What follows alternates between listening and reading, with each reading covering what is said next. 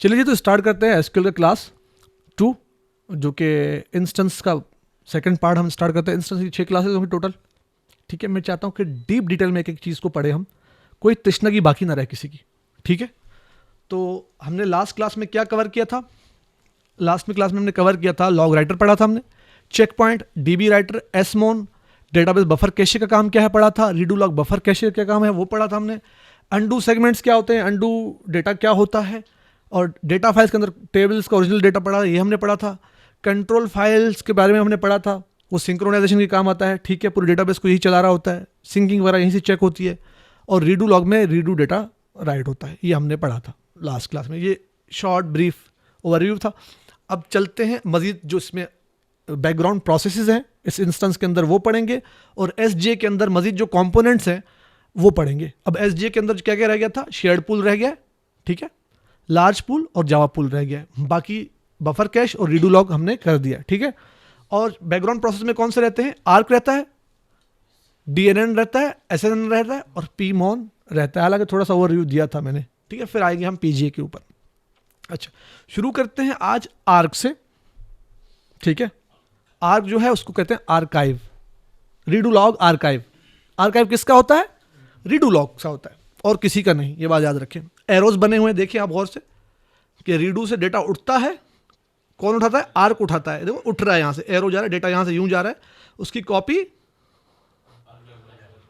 Archive log में जाती है। दिखाने के लिए मैं थोड़ा दिखाता हूं डेटाबेस के अंदर। अगर मैं एसक्यूएल प्लस में कनेक्ट करता हूं, देख ले साथ में, जस्ट दिखाने के लिए और कुछ नहीं। डेटाबेस में कनेक्ट कर लिया मैंने। किस यूजर से लॉगिन हूं? Show user.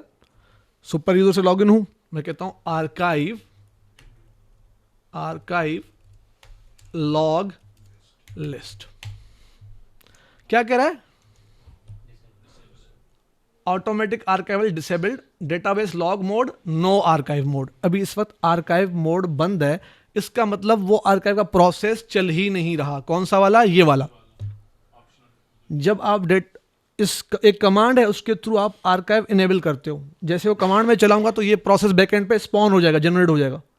फिर क्या करेगा? ये रीडू लॉग्स की कॉपी बनाना स्टार्ट करेगा। जो रीडू लॉग बनेगा उसकी कॉपी बनाएगा। बात समझ आ रही है? लेकिन याद रखें, कंप्रोमाइज किस पे होगा? स्टोरेज पे। जितने आर्काइव जनरेट होंगे उतना स्टोरेज चाहिए होगा।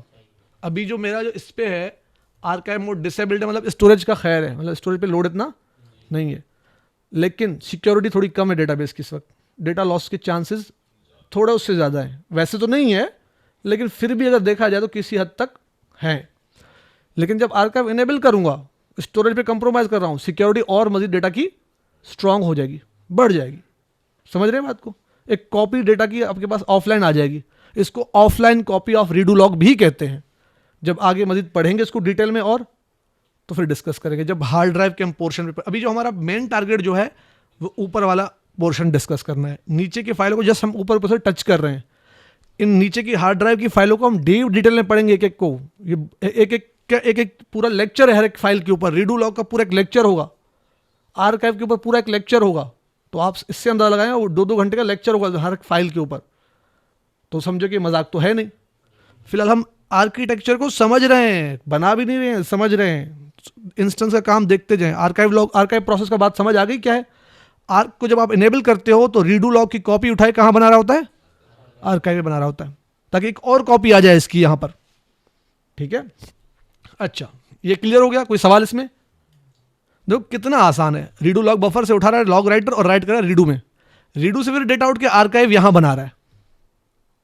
कब बनाएगा, कैसे बनाएगा, लेटर ऑन पढ़ेंगे इसको जब उस पर पहुंचेंगे टॉपिक पे। ठीक है, अच्छा, प्लस में देखो एक एरो इधर जा रहा है, आप इसको नोट किया आपने? इसको कह रहा है कि आर्काइव लॉग का नाम क्या है। डिस्क पे वो फाइल का नाम कोई किसी नाम से सेव होगा ना। हर आर्काइव का नाम डिफरेंट होगा दूसरे से, याद रखें। पहला आर्काइव जनरेट होगा, उसका नाम दूसरे से डिफरेंट, दूसरे का तीसरे से डिफरेंट, ऑनवर्ड हर किसी का चेंज होगा। वो कंट्रोल फाइल के पास सबकी इंफॉर्मेशन होगी। इस नाम के आर्काइव मेरे पास बनी हुई पड़ी हुई है। कंट्रोल फाइल इतना होशियार और तेज है, मेन फाइल है ये। इसको पता है कि कितने रीडू लॉग फाइल्स है मेरे पास, कितने मेंबर हैं, ग्रुप कितने हैं उसके। ग्रुप मेंबर क्या है अभी छोड़ दें फिलहाल, लेकिन मैं बता रहा हूँ कि कंट्रोल फाइल को पता होता है। प्लस में आर्काइव कितने हैं किस किस नाम से बने उसका इंफॉर्मेशन भी कंट्रोल फाइल को। देखो ये जो एरो बने हुए हैं ये प्रोसेसेस जस्ट अपनी इंफॉर्मेशन इसके पास रजिस्टर करवा रहे हैं, देखो और कुछ नहीं बल्कि अपनी इंफॉर्मेशन रजिस्टर करवा रहे हैं अपनी, ठीक है। इसी तरह यहां पे एरो नहीं है बेशक, लेकिन हर डेटा फाइल की लोकेशन, उसका पूरा पाथ कहां पड़ा हुआ है किसको पता है? कंट्रोल फाइल को। लेट सपोज मैं आपको एक फाइल दिखाता हूं, MP3 ऑडियो फाइल दिखाता हूं। लेट सपोज मैं गया इसमें डाउनलोड्स में, अब ये फाइल है लेट सपोज जो भी है व्हाटएवर इमेज है एक, इसका पाथ पूरा क्या है ये देखो, ये ना डी ड्राइव में है, डी अंदर, फिर डी ड्राइव के अंदर फोल्डर डी ड्राइव का है, फिर डाउनलोड्स का फोल्डर है, उसके अंदर ये फाइल का नाम है, यहां पे पहुंचा। इसी तरह डेटा फाइल का पाथ क्या है, जैसे कि ये पूरा पाथ है ये, प्लस में उस डेटा फाइल का नाम, इस कंट्रोल फाइल को इसी तरह पता होता है। इसी तरह आर्काइव का पूरा पाथ, उसका नाम पता होता है, इस लोकेशन पे सी ड्राइव में है, डी ड्राइव में, पूरा पता होता है। उसी तरह रीडू लॉग्स का भी इस कंट्रोल फाइल को पता होता है। तो कंट्रोल फाइल समझो माई बाप है डेटाबेस का, उसको सबकी लोकेशन हर फाइल की पता है। कोई भी फाइल मिस हो जाएगी कंट्रोल फाइल अपडेट करेगा कि ये फाइल किसी ने उड़ा दी है। बात समझ आ रही है? तो कंट्रोल फाइल बहुत सेंसिटिव है, सिर्फ SCN नंबर को ट्रैक नहीं करता, SCN को तो करता है, प्लस में हर फाइल की इंफॉर्मेशन इसके पास है, कितनी फाइलें मेरे डेटाबेस में हैं, कौन कौन सी हैं, कौन सी आर्काइव्स हैं, कौन सी रीडू हैं, कौन सी डेटा फाइल्स हैं, कौन सी अनडू फाइल्स हैं। बात समझ आ रही है? ये सब कंट्रोल फाइल के पास होता है, ठीक है। बातें कल इतनी हमने डिटेल में नहीं पढ़ी कंट्रोल फाइल में, आज और खोल रहा हूं मजीद बातों को, और खुलती जाएंगी, ऐड होती जाएंगी। ये इतना हो जाएगा कि, लेकिन मैं आहिस्ता आहिस्ता दे रहा हूं, लेते जाएं, जहन में बिठाते जाएं चीज़ों को आहिस्ता आहिस्ता, ठीक है।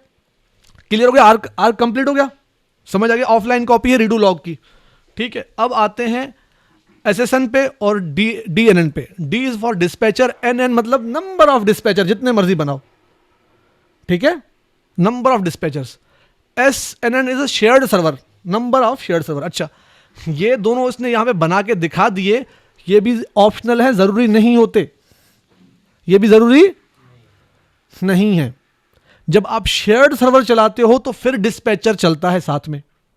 जब आप डेडिकेटेड सर्वर चलाते हो तो उसमें डिस्पैचर और शेयर्ड सर्वर का प्रोसेस नहीं होता। बात याद रखें, दो टाइप के होते हैं, एक डेडिकेटेड कनेक्शन होता है, एक शेयर्ड कनेक्शन होता है, ठीक है। कनेक्शन पूल के टाइप होते हैं, शेयर्ड और डेडिकेटेड, ये बात याद रखें। वो आगे टॉपिक है हमारा अलग से, शेयर्ड और डेडिकेटेड की कमांड्स होगी, चलाएंगे और दिखाऊंगा मैं पूल्स क्रिएट करके, ठीक है। लेकिन फिलहाल समझ लो कि एक डेडिकेटेड होता है, एक शेयर्ड होता है। शेयर्ड के अंदर आपका डिस्पैचर और शेयर्ड सर्वर साथ में काम करते हैं, डेडिकेटेड में नहीं होते। बात क्लियर हो रही है? अच्छा, डिस्पैचर का काम क्या है? वो जो मैं कल कह रहा था कि एक सर्वर प्रोसेस होता है, डिस्पैचर भी सर्वर प्रोसेस ही है। वो जो आप जब डेडिकेटेड चलाते हो तो वो स्पॉन होता है, जब आप शेयर्ड चलाते हो तो उसमें डिस्पैचर ही वो प्रोसेस है, सर्वर प्रोसेस, जो कि आपकी रिक्वेस्ट को लेता है। पहले एक रिक्वेस्ट आता है, डेटाबेस इंस्टेंस के पास रिक्वेस्ट पहुंचती है, वो हैंड ओवर किसको होता है? डिस्पैचर को। डिस्पैचर वो रिक्वेस्ट लेता है और आगे किस में मूव करता है? रिक्वेस्ट क्यू के अंदर एक क्यू बनती है, रिक्वेस्ट क्यू, उसमें पहली रिक्वेस्ट, दूसरी, तीसरी। डिस्पैचर मल्टीपल होते हैं, लाइक दिस। मैं दिखा देता हूं, एक तो इमेज बनाता हूं, ये आपका इंस्टेंस है, ठीक है। अब मैं जो है डिस्पैचर इधर लगाने के बजाय मैं बीच में इसलिए लगाता हूं ताकि आप लोगों को समझ आ जाए। ये आपका डिस्पैचर है, ठीक है। दूसरा डिस्पैचर मल्टीपल हो सकते हैं, वो NN देखा था, तो मल्टीपल हो सकते हैं डिस्पैचर्स, ये मल्टीपल डिस्पैचर आ गए। अब ये आपके शेयर्ड सर्वर के प्रोसेसेस आ गए। शेयर्ड सर्वर भी क्या था? बैकग्राउंड प्रोसेस था ना, ये रहे बैकग्राउंड प्रोसेस शेयर्ड सर्वर के, ठीक है। लेट सपोज मैंने ये जब 3 बना देता हूं, जरूरी नहीं है कि जितने डिस्पैचर उतने शेयर्ड सर्वर के हों, नेसेसरली नहीं है, लेकिन समझो बात को। अच्छा, यहां पे होता है एक रिक्वेस्ट क्यू और यहां पे होता है रिस्पॉन्स क्यू, ठीक है। इसको कहते हैं रिक्वेस्ट क्यू और ये रिस्पॉन्स। अब रिक्वेस्ट जो है, यूजर जो है, ये यूजर यहां पे मौजूद है, ये यूजर की रिक्वेस्ट, एक यूजर 1 है, यूजर 2 है, यूजर 3, 4, 5 और ये 6 यूजर्स हैं। लेट सपोज ये जो यूजर है पहला, ये इस डिस्पैचर पे फेंक रहा है, दूसरा इस डिस्पैचर पे रिक्वेस्ट फेंक रहा है, अपना जो फ्री डिस्पैचर मिलेगा उस पे फेंकेगा, जरूरी नहीं है कि वो उसी पे फेंके, ठीक है। ये इस पे जा रहे हैं, ये भी इस पे जा रहा है और ये इस पे जा रहा है, ठीक है। अब जब रिक्वेस्ट आएंगी तो कहां जाएंगी? सबसे पहले डिस्पैचर से रिक्वेस्ट क्यू के अंदर दाखिल होंगी। और ये किसका उसलूब है? ठीक है, इस तरह। ज़रूरी नहीं कि ये एक जो है एक ही क्यू, सॉरी मैं ये गलती से, हाँ सॉरी, रिस्पॉन्स क्यू था बाय मिस्टेक, और ये भी ठीक है, सारे कनेक्ट किस पे हुए, रिक्वेस्ट क्यू के अंदर। इस पे अब जो हो सकता है इसकी रिक्वेस्ट पहली आए हो तो पहली लाइन में यहाँ पे प्रिंट होगी, ये दूसरे पे इसने प्रिंट किया तो इसकी लाइन यहाँ पर आएगी। बात समझ आ रही है? रिक्वेस्ट क्यू में लगते जाएंगे, जैसे जैसे ये शेयर सर्वर का प्रोसेस फ्री होगा उनको उठाता जाएगा और कहाँ भेजता जाएगा, प्रोसेस के लिए, आगे इंस्टेंस के अंदर फेंकेगा। अब इंस्टेंस के अंदर कहाँ फेंकेगा हम अभी डिस्कस करने वाले हैं, ठीक है। तो ये समझ जाएं कि शेयर्ड सर्वर का काम क्या है, इस शेयर्ड प्रोसेस का, यहां से रिक्वेस्ट उठाएगा यहां से ये और फेंकेगा कहां पे, यू इधर इस साइड पे, रिक्वेस्ट यहां से यहां पहुंचे, फिर वही रिक्वेस्ट ये इधर फेंक देगा शेयर्ड सर्वर जो है, ठीक है। प्रोसेस होके जब आउटपुट देना होगा तो यही चीज हो सकता है इसने उड़ा के इधर फेंका है, वापस इसने लिया है, जरूरी नहीं कि यही वापस ले, जरूरी नहीं है कि वही वापस ले, हो सकता है जो फ्री होगा पहले वही लेगा, यहां से अंदर से जाके देखो ये क्या कहता है, शेयर्ड सर्वर है, मैंने क्या कहा था, शेयर्ड है, तो रिक्वेस्ट ली इसने थी, वापस कौन दे रहा है, ये, हो सकता है वापस यही दे पहला वाला ही, लेकिन जो फ्री होगा वही देगा। अब वो प्रोसेस गया था इसके थ्रू, अंदर से प्रोसेस होकर वापस आया, इसने उससे वापस लिया और केस को फेंक के देगा, रेस्पॉन्स क्यू में डाल देगा। रेस्पॉन्स क्यू से वापस कौन उठाएगा, डिस्पैचर, और जिसका होगा उसको वापस आउटपुट डिस्प्ले में दे देगा। बात समझ आ रही है? ये होता है शेयर्ड सर्वर का आर्किटेक्चर। एक होता है डेडिकेटेड, डेडिकेटेड में ये नहीं है, जिस प्रोसेस ने लिया है वही प्रोसेस वापस उसको करेगा और उसी चैनल के थ्रू करेगा, उसमें डिस्पैचर्स नहीं होते, शेयर्ड प्रोसेस नहीं होते, जो प्रोसेस जिसके लिए स्पॉन हुआ है एक बार वो उसी के लिए डेडिकेटली काम करता रहेगा। इसमें तो ये बने हुए हैं लेकिन हर किसी की रिक्वेस्ट ले रहे हैं, अवामी माल चल रहा है, ये भी अवामी चल रहा है, और इसमें क्यूज हैं, उसमें वो क्यूज नहीं होते। बात समझ आ रही है? डेडिकेटली काम होता है, वो जो प्रोसेस स्पॉन होगा पूरा जाएगा, रिक्वेस्ट उसी के थ्रू, उसी चैनल के थ्रू वापस आएगा, वही प्रोसेस वापस करेगा, पूरा इंटायरली उसी के थ्रू काम हो रहा होता है। अक्सर आपको डेडिकेटेड नजर आएंगे, शेयर्ड बहुत कम नजर आएंगे, क्योंकि शेयर्ड को कन्फिगर करना थोड़ा कॉम्प्लेक्स है, तो अक्सर लोग उससे भागते हैं, तो आपको डेडिकेटेड ही नजर आएंगे मार्केट में। तो लेकिन मेरा काम है बताना, इस पर हम काम भी करेंगे, कमांड्स चला के दिखाऊंगा। नुकसान फायदे क्या हैं? डेडिकेटेड में क्या होगा कि आपने 4 यूजर हैं और डेडिकेटेड कनेक्शन ले लिया, वो 4 यूज हो रहे हैं, ठीक है, 4 में से 1 यूज हो रहा है, बाकी 3 डेडिकेटेडली फ्री बैठे हैं, कुछ कर नहीं कर रहे। लेकिन जब शेयर्ड होगा तो रिक्वेस्ट जब आएंगी तो बारी बारी काम कर रही होंगी, ठीक है, प्रोसेसेस अपना अपना काम कर रहे होंगे, शेयर हो रहे होंगे, एक बिजी है दूसरा फ्री है, दूसरे को ले लेगा।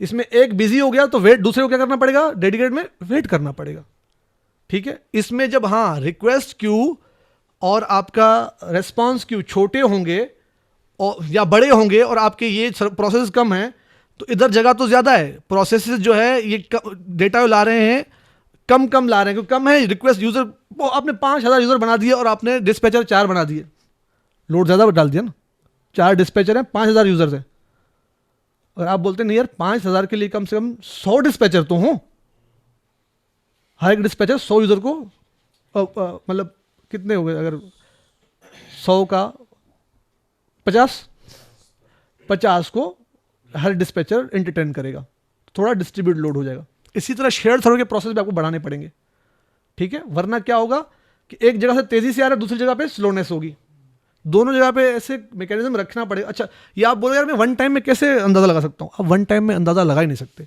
एक इन्वायरमेंट कॉन्फ़िगर होगा, जब उस पर लोड पड़ेगा आपको अंदाजा होगा यार इतने कंकरेंट यूजर आ रहे हैं, अब इसके मुझे डिस्पैचर्स बढ़ाने होंगे। डिस्पैचर बढ़ाना मतलब रैम को बढ़ाना, डिस्पैचर कहाँ बन रहे हैं, रैम में बन रहे हैं, तो रैम को बढ़ाएंगे। बात समझ आ रही है? आपने इतने बड़े डिस्पैचर लगाने हैं और इतने यूजर्स को प्रोसेस करना है, रैम 4 GB दिया हुआ है, अकल काम कर रही है, इसमें ऑपरेटिंग सिस्टम को भी चलना है, आपको डेटाबेस भी चलना है, इस तरह कितने यूजर कनेक्ट होंगे उनको भी रिस्पॉन्स करना है, नॉट पॉसिबल। ऐसी मेमोरी रखेंगे आप जिसमें सब प्रोसेस होंगे, उतने आप डिस्पैचर बना सकोगे। बात समझ आ रही है? तो ये शेयर्ड आर्किटेक्चर इस तरह है। तो DNN और SNN जो प्रोसेस जो मैंने आपको दिखाया उनका काम यही है। बात क्लियर है? इसमें कोई सवाल किसी का? ठीक है, बाकी इसकी कमांड है इसका एक पूरा एक लैब होगा, लेक्चर को वो करेंगे आगे, ठीक है। दोनों क्लियर हो गई है। अब आते हैं पीमॉन की तरफ। लेट सपोज कोई बंदा काम कर रहा था और अचानक से डिसकनेक्टिविटी आ गई। लेट सपोज मैं यहाँ बैठा हूँ और मैं अपने सर्वर से कनेक्टेड हूँ, किसी ने मेरा वाईफाई ऑफ कर दिया, कनेक्टिविटी ख़त्म हो जाएगी। ऐसा ही है। तो अब क्या हो जाएगा, वो जो मेरा प्रोसेस था, कनेक्टिविटी एक बार डिस्कनेक्ट हो गई, रीस्टेब्लिश नहीं होती। रीट्राई के ऑप्शंस होते हैं, और रीट्राई लेट सपोज मैंने ऑप्शन रखा है 3 अटैम्प्ट, वो 3 अटैम्प्ट उसने किए पूरे हर 10-10 सेकंड के बाद, और कनेक्ट नहीं हो पाया, तो अब क्या हुआ, फाइनली वो ड्रॉप हो जाएगा। जब ड्रॉप हो जाएगा, उसकी जितने भी आपने क्यूरीज चलाई थी, अपडेट डिलीट की और आपने कमिट नहीं की थी, तो वो सारे प्रोसेसेस किल करेगा, उनको क्लीन अप करके और सारे चीज़ें रोल बैक करके बाहर निकाल देगा। रोल बैक भी बैक एंड पे खुद कर देगा आपके बिहाफ पे। ये पीमोन करेगा सब कुछ। Cleans up failed user processes, free up all the resources used by the failed process. उसने जो भी सर्वर प्रोसेस जनरेट किए थे बैक एंड पे, वो सारे निकाल देगा। जो डेटा फाइल से उठा के बफर कैश में रखा था, वो भी फ्री अप कर देगा, रोल बैक कर देगा। जो अंडू सेगमेंट है उससे थ्रू रोल बैक भी कर देगा। समझ आ रही है बात? कोई सवाल किसी का यहाँ पर? कोई नहीं, ठीक है। इसको छोड़ देते हैं, फिलहाल डिस्कस नहीं करते, कोई ज़रूरत नहीं है। अच्छा, आप तक ऑलमोस्ट सारे बैकग्राउंड प्रोसेसेस हो गए। अब आते हैं शेयर्ड पूल की तरफ। पीजीए और लार्ज और जावा पूल के अंदर आते हैं। शेयर्ड पूल को सबने लाइटली लिया था, सबसे कॉम्प्लेक्स ही है ये, इतना बता दूं। आखिर के लिए इसलिए रखा था कि सबने बोला ये सबसे छोटा लग रहा है, सबसे सरदर्दी है ये, सबसे सरदर्दी है ये, हर डीबी का सरदर्द यही है। अच्छा, अब देखें कि आपकी सिलेक्ट स्टेटमेंट ये हो गई, आप सिलेक्ट ओनली, ठीक है। उसके बाद आपका डीएमएल आता है और डीडीएल आता है। डीएमएल में कौन से, इंसर्ट, अपडेट, डिलीट, ठीक है। और डीडीएल में कौन से, क्रिएट, ड्रॉप, ट्रंकेट, अल्टर और रीनेम। इस सूरत में क्या बिहेवियर होता है, जैसे मैं कल बता रहा था ना, डेटा फाइल से उठ के डेटा इधर आ रहा है, तीनों की कंडीशन में बिहेवियर डिफरेंट होता है। अब वो बिहेवियर देखेंगे, और उसमें लाइब्रेरी कैशे या शेयर्ड पूल का क्या काम है, क्या उसकी इंपॉर्टेंस है यहाँ पे, अब ये डिस्कस करेंगे हम, ठीक है।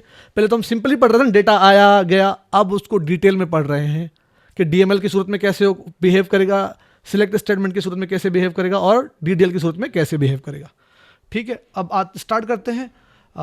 एक रिक्वेस्ट जनरेट हुई है, लेट्स से इसको मैं रिमूव कर देता हूँ, ठीक है। ये आते हैं आपके पूरे इंस्टेंस को छोड़ता हूँ, मैं शेयर्ड पूल की बात करता हूँ सिर्फ यहाँ पे, ठीक है। ये शेयर्ड पूल है आपका, कौन सा वाला, ये वाला, ठीक है। इसमें 2 एरियाज हैं, एक लाइब्रेरी कैशे है और दूसरा डेटा डिक्शनरी कैशे। कैश भी बोलते हैं, कैशे भी बोलते हैं लोग, दोनों टर्मिनोलॉजीज ठीक है, ठीक है। मैं कैशे बोलता हूँ कि उसमें ई है तो अच्छा लगता है। कैश लोग वो कैश समझ रहे होते हैं, नोटों वाले, वो नहीं है उस्ताद, वो बाद में मिलेंगे जब काम करोगे आप, ठीक है। तो ये शेयर्ड पूल का एरिया, शेयर्ड पूल के अंदर 2 एरिया और मजीद, ठीक है, ठीक हो गया। ऊपर वाला आप समझे कि लाइब्रेरी कैश है, नीचे वाला डेटा डिक्शनरी कैश है, ठीक है।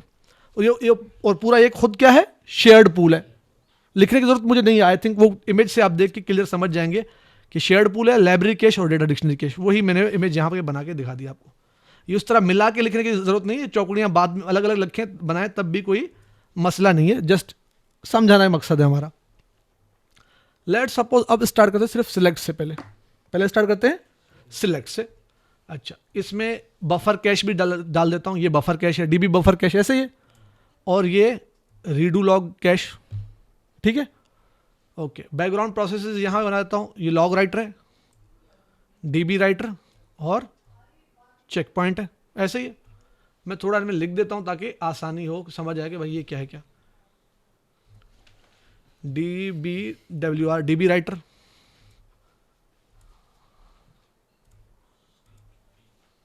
CKPT चेक पॉइंट, सही है, नजर आ रहे हैं।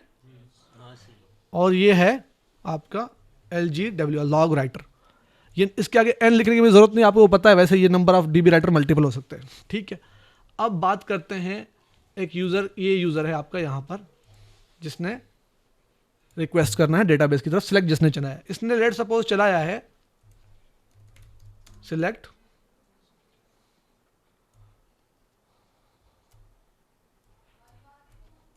Static from EMP table. ठीक है, ये क्यूरी है, यूजर ने ये एग्जीक्यूट किया। अब ये पहुंचेगा, सबसे पहले क्यूरी कहां पहुंचेगी, एक सर्वर प्रोसेस जनरेट होगा। ठीक है, यहां पर वो चाहे डेडिकेटेड हो चाहे शेयर्ड सर्वर हो, डिस्पैचर के थ्रू और शेयर्ड सर्वर के थ्रू आ रहा है, वो रिस्पॉन्स क्यू वगैरह आ रहे हैं। समझ आ गई? उसके डायग्राम लिखने की जरूरत नहीं है, बस समझ जाओ कि सर्वर प्रोसेस है। वो जो तस्वीर बना के मैंने समझाया वो इसलिए पता चला आपको शेयर्ड में और डेडिकेटेड में फर्क क्या है। ये समझो डेडिकेटेड वाला है, एक सर्वर प्रोसेस जनरेट हुआ। ठीक है, अब वो रिक्वेस्ट जो है एसक्यूएल की एक क्यूरी है, सिलेक्ट स्टेटमेंट है। ठीक है, अब क्या होगा, वो रिक्वेस्ट कहां पहुंचेगी,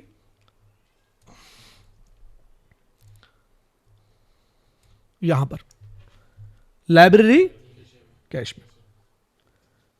अब इसके 3 फेजेस है। कितने फेजेस है? 3। देखने में बहुत सिंपल है कि बस यहां पहुंच गया भाई। हाँ हाँ, याद करो, यही याद। नहीं, बिल्कुल सही तुम जा रहे हो। इसमें पार्सिंग होगी पहला तो। ठीक है, पहला प्रोसेस है पार्सिंग। में बताता हूँ, यहाँ पे पॉइंट्स लिख रहा हूँ मैं, ऐसा नहीं समझे कि इसका हो गया इसका हो गया। ये पार्स है पहला। ठीक है, फिर दूसरा होगा एग्जीक्यूट, तीसरा होगा फैच। ये 3 होते हैं पार्ट किसमें, सिलेक्ट में। बात क्लियर हो रही है? अच्छा, अब पार्स के अंदर 3 छोटे छोटे इसके पार्ट होते हैं, 4। ठीक है, पहला चेक होता है सिंटैक्स, पॉइंट नंबर 1 सिंटैक्स, ये पार्सिंग के पार्ट है। फिर सिमेंटिक और तीसरा क्या होता है, सिंटैक्स सिमेंटिक होता है और प्रिविलेज। ठीक है, और लास्ट इसका पार्ट होता है ऑप्टिमाइजर प्लान। ये होते हैं 4 पार्ट इसके। फिर एग्जीक्यूट होता है, फिर फैच होता है। पार्स में 4 पार्ट होते हैं इसके, चाहे तो लिख लें चाहे तो वीडियो से देख लीजिएगा, मैं ये बता रहा हूं, इसको कोई ना भूले, इसको कोई ना भूले। मुझे भी भूलना था लेकिन रिकवर करना पड़ता है, भूलना नहीं है, काम की चीजें। पहले इसमें जब सिलेक्ट क्यूरी आप चलाते हैं तो ये चीजें होती हैं बैक एंड पे। सबसे पहले तो इसका हैश जनरेट होता है। जब ये एसक्यूएल आप चलाएंगे एक हैश जनरेट होगा। क्या जनरेट होगा? हैश क्या होता है? एक हेक्साडेसिमल कोड होता है। वो जो एसक्यूएल आपने चलाई बिल्कुल उसको पढ़ेगा, उसका हैश जनरेट करेगा। लेट सपोज आपने लिख दिया सिलेक्ट स्टैटिक फ्रॉम ईएमपी की जगह पे सिलेक्ट स्टैटिक फ्रॉम डीईपीटी, उसका हैश डिफरेंट होगा, एक और हैश जनरेट होगा। अब हैश क्यों जनरेट होगा? हैश जनरेट होकर कहां स्टोर होगा? लाइब्रेरी कैश के अंदर, ताकि जब पहली बार आपने सिलेक्ट चलाया तो उसका जब हैश कोड जनरेट हुआ वो लाइब्रेरी कैश में उसने स्टोर कर दिया। वो एसक्यूएल एरिया जिसको कहते हैं उसमें स्टोर करेगा। ठीक है, हार्ड ड्राइव में जब वो स्टोर करेगा वो आपका क्या कहते हैं उसको, एसक्यूएल एरिया होगा। वही ऊपर लाइब्रेरी कैश में भी स्टोर होगा। क्या होगा उसका नाम? उसका क्या होगा? SQL area. ये उसको मत भूलना, एसक्यूएल एरिया में उसका हैश जनरेट होगा। हर किसी का हेक्साडेसिमल कोड अलग से जनरेट होगा। Select static from EMP, select static from DEPT, different hexa code. अब नेक्स्ट टाइम दोबारा आप सिलेक्ट स्टैटिक फ्रॉम ईएमपी कोई और बंदा चलाएगा, उसको वो जाके देखेगा पहले क्यूरी चली हुई थी या नहीं चली, वो देखेगा यार ये पहले भी चली हुई है, इसका हेक्सा कोड मेरे पास मौजूद है। अब उससे क्या फर्क पड़ेगा, आ जाए इसको समझते हैं। पार्सिंग में सबसे पहले उसकी सिंटैक्स को चेक करेगा कि भाई इसका सिंटैक्स करेक्ट है। जैसे कि मैंने आखिर में इसमें ईएमपी की जगह पे सिलेक्ट स्टैटिक में फ्रॉम में मैंने मिस कर दिया। लेट सपोज ये देखो, select static from Scott dot EMP चल गया। ठीक है, इसी तरह मैं अब इसमें कहता हूं सिलेक्ट स्टार फ्रॉम में छोड़ देता हूं। फ्रॉम का वर्ड क्या मिसिंग है? सिंटैक्स मिसिंग है, सिंटैक्स एरर। ठीक है, तो ये कहां से पकड़ ले रहा है? आपका पार्सिंग में इसको पकड़ लेता है। ये पार्सिंग में सबसे पहले क्या चेक होता है? सिंटैक्स। मैंने स्पेलिंग गलत लिखी है, SYN है, तो ये सिंटैक्स नहीं है लेकिन सिंटैक्स है। ठीक है, तो पार्सिंग में सबसे पहले क्या चेक होता है? सिंटैक्स चेक होता है। तो इसका सिंटैक्स सही था? नहीं था, तो आगे के स्टेप्स परफॉर्म नहीं होंगे। यहीं से उसको बोलेगा जाओ भाई पहले इसको फिक्स करो। जैसे ही उसका सिंटैक्स सही होगा, क्या जनरेट होगा? हैश। सही होने पे हैश जनरेट होगा दोस्तों, गलत होने पे हैश जनरेट नहीं होगा। जी, एसक्यूएल एरिया में स्टोर होगा, और एसक्यूएल एरिया हार्ड ड्राइव में होता है, उसकी कॉपी लाइब्रेरी कैश में होती है। जो हार्ड ड्राइव में स्टोर होगा उसकी कॉपी कहां होती है? लाइब्रेरी कैश में। तो ये वेरीफाई कहां से होगा? लाइब्रेरी के। नाम ही उसका क्या है? लाइब्रेरी कैश है, लाइब्रेरी है, वहां से बुक को खोल के चेक करेगा ये हमारे पास है कि नहीं है। ठीक है, पार्सिंग होगी तो उसका हैश जनरेट होगा। अगर वो पार्स ही नहीं हो पाया, मतलब उसमें सिंटैक्स पहला स्टेप जो पार्सिंग का था वो सही नहीं था, तो हैश जनरेट होने की जरूरत नहीं है। अच्छा, जो मैंने पहले क्यूरी चलाई थी वो बिल्कुल सही थी, तो उसमें क्या हुआ, उसने उसका हैश जनरेट कर दिया। अब दोबारा जो मैं क्यूरी दोबारा चलाऊंगा, यही वाली ऊपर वाली, ये क्यूरी सही है ना?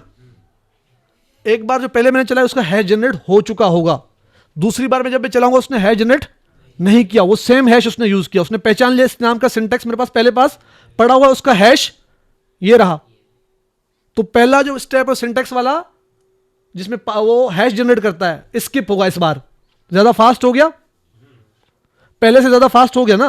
वो जो पहला स्टेप जिसमें उसने हैश जनरेट किया, अब वो हैश जनरेट उसको पहले मिल गया, तो पहला स्टेप फास्ट हो गया थोड़ा। बिल्कुल बिल्कुल बिल्कुल, वीड और एसक्यूएल एरिया में सब कुछ होता है, उसका हैश भी होता है। हैश वैल्यू के नाम से कॉलम होता है, उसमें उसकी हैश वैल्यू लिखी होती है। ठीक है, यहां तक क्लियर है कि पहले सिंटैक्स चेक हुआ, ओके है, हैश जनरेट होगा। जब हैश जनरेट होगा तो फिर उसका सिमेंटिक चेक होगा कि जो आपने यहां पे कॉलम्स की रिक्वेस्ट की है, क्या वो कॉलम्स हैं या नहीं है। अब स्टार का मतलब सारे कॉलम्स, तो इसमें वो ये चेक नहीं करने जाएगा कौन से कॉलम्स हैं या नहीं है, नहीं। लेकिन हाँ, ये जब आप लिखोगे सिलेक्ट, पहले मैं आपको टेबल दिखा दूं, DSC Scott dot EMP, Scott के अंदर जो EMP का टेबल है वो डिस्क्राइब करो, बता रहा है इसमें ये कॉलम्स पड़े हैं टेबल के अंदर। ठीक है, ये डिस्क्राइब कमांड हमने स्किल में बहुत पढ़ा है, सबको पता है। ठीक है, अब मैं आपको बता रहा हूं कि इस टेबल के मुझे कॉलम दिखाओ, उसने कॉलम सारे दिखा दिए। अब मैं कहता हूं select static from Scott dot EMP। अब इसका मतलब कि सारे कॉलम ले आओ, इसमें कोई डिसीजन मैंने नहीं लिया, बहुत स्ट्रेट फॉरवर्ड है। लेकिन जब मैं कहता हूं सिलेक्ट EMP NO, पहला कॉलम का नाम यही ना EMP NO, दूसरे का नाम मैं उठाता हूं सैलरी, इसके बाद मैंने डायरेक्ट क्या उठाया? सैलरी, और तीसरा मैं उठा रहा हूं अब जॉब। जरूरी नहीं कि सीक्वेंस से चलो, आगे पीछे मेरी मर्जी, और जितने कॉलम में उठाऊं मेरी मर्जी है इसमें ना। ठीक है, तो अब इसमें सिमेंटिक चेक होगा। क्या चेक होगा? जी बोलिए। अब इसका हैश चेंज होगा, बिल्कुल सही है, क्योंकि क्यूरी स्टैटिक है ही नहीं वो। अब ये क्यूरी चली है, सबसे पहले क्या होगा? क्यूरी चेक दोबारा होगी, रिक्वेस्ट पहुंचेगा सर्वर प्रोसेस के पास, एक्सपॉन होगा सर्वर प्रोसेस, लाइब्रेरी कैश में आएगा, चेक करेगा कि ये जो अभी मैं क्यूरी चलाई है ये वाली, जी इसका हैश है कि नहीं। अब तो पहले तो नहीं था, फर्स्ट टाइम चली तो हैश नहीं है, तो क्या करेगा? जनरेट करेगा, क्योंकि ये सिलेक्ट स्टैटिक वाली क्यूरी नहीं है, डिफरेंट है, तो इसका हैश भी डिफरेंट होगा। स्टोर कर देगा अपने VSQL एरिया में, लाइब्रेरी कैश में हैश स्टोर करेगा, और सिंटैक्स देखेगा ओके है, पहला पार्ट पार्सिंग का पास। अब सिमेंटिक चेक करेगा कि ये कॉलम सारे हैं कि नहीं है, ये सारे कॉलम थे तभी तो क्यूरी चली है, मतलब पास हो गया, मतलब इसका सिमेंटिक भी उसने चेक किया कि ये कॉलम्स मौजूद हैं। अब आते हैं तीसरा पार्ट। अच्छा, पहले तो एक काम करता हूं, अब मैं कहता हूं EMP NO कॉलम, सेल का कॉलम, जॉब का कॉलम, एक और कॉलम ऐड करता हूं माय नेम। माय नेम का कॉलम है किसमें? इस नाम का कॉलम था ही नहीं इस टेबल में, आप देख लो। माय नेम का कॉलम ई नेम है, माय नेम नहीं है, तो ये क्या होगा? सिमेंटिक में फेल होगा। सिंटैक्स में मसला नहीं है, सिंटैक्स तो यही होगा ना, कोई गलती तो नहीं है ना। मसला कहां है? जो कॉलम एग्जिस्ट नहीं करता, मैं वो चाह रहा हूं इससे, इनवैलिड आइडेंटिफायर। अब ये फेल कहां हुआ है? सबसे पहले सिलेक्ट चला है, स्पॉन हुई रिक्वेस्ट, पहुंचा लाइब्रेरी कैश पास, कि पहले क्यूरी चली नहीं चली, तो वो सिंटैक्स में पास हो गया, सिंटैक्स उसका ओके है, उसका हैश जनरेट उसने कर दिया। मजीद आगे गया सिमेंटिक चेक करने कि क्या इस तरह का कोई कॉलम इसमें सारे हैं कि नहीं है, यहां पे वो फॉल्स हो जाएगा। जब उसको कॉलम नहीं मिलेगा। कॉलम चेक करने कहां जाएगा? डेटा डिक्शनरी कैश के अंदर। ये सिमेंटिक चेक करने डेटा डिक्शनरी कैश में जाता है, ये बात याद रखना। अब इसका रोल आ गया बीच में डेटा डिक्शनरी का। जी, लाइब्रेरी कैश में तो वो आके अपना हैश जनरेट कर रहा है, सिंटैक्स चेक कर रहा है, ओके है तो उसका हैश जनरेट कर दिया लाइब्रेरी कैश के अंदर VDOR-SQL एरिया के अंदर। बात क्लियर हो रही है? और अब आ गया सिमेंटिक के ऊपर कि कौन से कॉलम मेरे मौजूद हैं टेबल के अंदर, कौन से नहीं है। उस नीचे वाले पूल का नाम क्या है? शेयर्ड पूल के अंदर जो दूसरा पार्ट उसका नाम है data dictionary. Data about data पढ़ते हो? मेटा डेटा क्या है? डेटा डिक्शनरी मेटा डेटा है ना। उसके पास सारी इंफॉर्मेशन होती है कि डेटाबेस के अंदर कौन से टेबल में कौन से कॉलम है। सारी इंफॉर्मेशन कहां लोडेड है? डेटा डिक्शनरी के अंदर। वरना वो कहां चेक करने जाएगा? हार्ड ड्राइव में, जो कि टाइम लेगा। तो वो सारी डिक्शनरी अपने पास कहां अवेलेबल रखता है?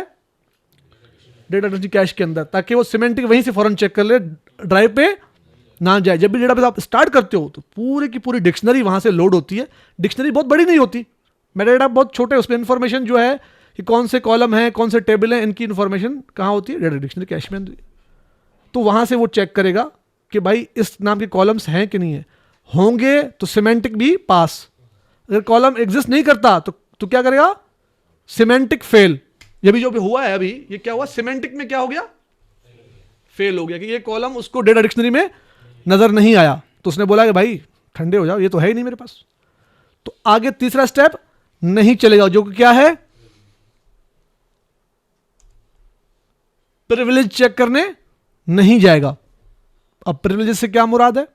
ये देखें, राइट्स हैं कि नहीं है।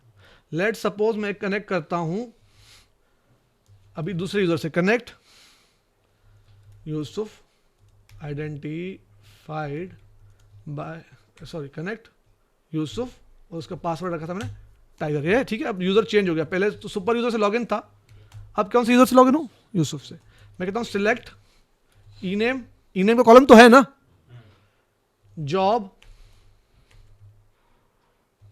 Salary from scott.emp। इसमें कोई सिंटैक्स में मसला है? सारे कॉलम मैंने सही लिखे, जिस टेबल से डेटा उठाना है वो भी लिखा है। लॉगिन किस यूजर से हूं? यूसुफ से। और राइट्स हैं तभी चल गया। मैं एक और यूजर बनाता हूं, create user Naeem identified by Tiger. इसका पासवर्ड टाइगर रखता हूं। ओके, इसको राइट्स नहीं है, सुपर यूजर कनेक्ट करना पड़ेगा। /sysdba मैंने एक यूजर क्रिएट कर दिया नईम नाम का। Grant create session to Naeem, Naeem session बना सके ताकि। अब मैं कहता हूँ कनेक्ट करो नईम से। मैं इतनी जल्दी में जा रहा हूँ, टेंशन लेने की जरूरत नहीं। क्यों? इसलिए मैं जा रहा हूँ क्योंकि सारे हमने कमांड चलाए हैं, ये प्रीवियस एसक्यूएल में हमने सारे कुछ सीख चुके हैं, इसलिए मैं जल्दी जल्दी कर रहा हूँ। जिनको पता है वो सब ग्रैब कर रहे हैं मैं क्या कर रहा हूँ। जिन्होंने जो नहीं थे उनके लिए थोड़ी सी माजरत में यूज़र बना रहा हूँ नया, क्योंकि नए यूज़र को उस ऑब्जेक्ट पे राइट तो नहीं होगा ना। क्रॉस ऑब्जेक्ट इसको बोलते हैं। क्रॉस ऑब्जेक्ट का उस बंदों को सबको पता है जो लेक्चर में थे, आप थे।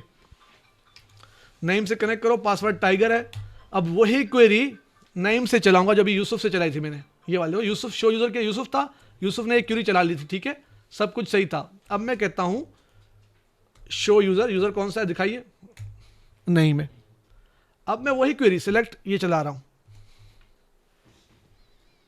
क्या कह रहा है? टेबल और व्यू डज नॉट एग्जिस्ट, जबकि एग्जिस्ट करता है लेकिन इसके लिए एग्जिस्ट नहीं करता, इसको राइट्स नहीं है। अब आते हैं दोबारा उस पिक्चर की तरफ कि पास में पहले सिंटैक्स चेक हुआ, सिंटैक्स तो बिल्कुल ठीक था। वो सिमेंटिक चेक किया, सारे कॉलम भी एग्जिस्ट करते हैं, उसने कॉलम की कोई शिकायत की नहीं की। आते हैं प्रिविलेजेस के ऊपर, उसने प्रिविलेजेस के ऊपर रोना डाल दिया कि भाई ये मेरे पास, आपको इस पे राइट्स नहीं है तो आपके लिए डिक्शनरी में ये अवेलेबल नहीं है। तो ये भी चेक कहां, प्रिविलेजेस कहां से चेक हुआ? लाइब्रेरी कैशे के डिक्शनरी से। आप लोग लाइब्रेरी बोल रहे हो, गलत बोल रहे हो, शेयर्ड पूल के डेटा डिक्शनरी कैश से। लाइब्रेरी में तो क्या हो रहा है, ये सब ऑपरेशन परफॉर्म कर रहा है, वेरीफाई करने वहां जा रहा है। ये सारे स्टेप कहां हो रहे हैं? लाइब्रेरी कैश के अंदर वेरीफाई करने सिर्फ वहां जा रहा है। दो पार्ट जो है प्रिविलेज और सिमेंटिक कहां चेक कर रहा है? डेटा डिक्शनरी से। बात क्लियर हो रही है? अच्छा, जब मैं कहता हूं कनेक्ट करो दोबारा सुपर यूजर से, ठीक है, अब मैं कहता हूं grant select on Scott dot E M P to Naeem, Naeem को सिलेक्ट करने की इजाजत दी जाए। ग्रांट हमने पढ़ा था कौन से में, डेटा कंट्रोल लैंग्वेज में, ठीक है। अब सिलेक्ट की राइट्स दे दिए, कनेक्ट करो नईम से, और नईम का पासवर्ड था टाइगर। अब नईम यूजर से कनेक्ट हो गया दोबारा से मैं, अब नईम को मैंने राइट्स दे दिए। अब वही क्वेरी में दोबारा जब चलाऊंगा तो चल जाएगी। अब क्या हुआ, सबसे पहले वो क्वेरी चली, सिलेक्ट फ्रॉम score.emp चली, जो भी है व्हाटएवर, उसने जाके इसका सर्वर प्रोसेस स्पॉन हुआ बैक एंड पे, वो रिक्वेस्ट पहुंची लाइब्रेरी कैश तक, उसका क्या चेक हुआ, सिंटैक्स चेक हुआ, ओके था, हैश जनरेट हुआ, ओके था तो क्या जनरेट हुआ, हैश। हैश कहां स्टोर हुआ, लाइब्रेरी कैश में, एसक्यूएल एरिया में। समझ आ रही है बात, एसक्यूएल एरिया कहां पे, लाइब्रेरी कैश के अंदर है। उसके बाद फिर उसका सेकंड ऑप्शन क्या चेक हुआ, सिमेंटिक चेक हुआ उसका, कि क्या कॉलम्स अवेलेबल हैं कि नहीं। कहां से वेरीफाई होगा, डेटा डिक्शनरी कैश से, डिक्शनरी की पूरी इंफॉर्मेशन वहां पे, कोई मीनिंग देखनी होती है डिक्शनरी से देखते हो इंग्लिश की, उसी तरह डिक्शनरी जो डेटाबेस से लोड होकर यहाँ पर आ जाती है कि कौन से कॉलम्स कौन से टेबल्स डेटाबेस में मौजूद हैं, ठीक है। उसके बाद उसने क्या चेक किया, प्रिविलेजेस। प्रिविलेजेस की इंफॉर्मेशन भी कहाँ स्टोर्ड है, डिक्शनरी कैश में, वो वहां से वेरीफाई हुआ। अब इसको प्रिविलेजेस थे। उसके बाद फिर क्या स्टेप जाएगा, ऑप्टिमाइजर प्लान, मतलब जब प्रिविलेजेस ओके होंगे तो फिर ऑप्टिमाइजर प्लान जनरेट कहां होगा, लाइब्रेरी कैश के अंदर ही। ये दो बीच वाले कहां जाते हैं, डिक्शनरी में, बाकी ऊपर और नीचे वाले जो स्टेप हैं वो शेयर्ड पूल में ही रहते हैं, डिक्शनरी से वेरीफाई होने नहीं जाते। इब्राहिम साहब दरवाजे पे देख लोगे प्लीज, ठीक है। जब प्रिविलेजेस भी चेक हो जाएंगे तो फिर आखिर में ऑप्टिमाइजर प्लान जनरेट करेगा। अब प्लान में क्या होता है कि वो एक एग्जीक्यूशन प्लान बनाता है कि ये एसक्यूएल जो आया मेरे पास, किस तरह जाके कौन कौन से कॉलम पहले कौन सा उठाऊं बाद में कौन सा उठाऊं, वो ओरेकल के बैक एंड पे प्लान खुद जनरेट होता है, वो आपके हाथ में नहीं होता, वो ऑटो जनरेट करता है अपना प्लान।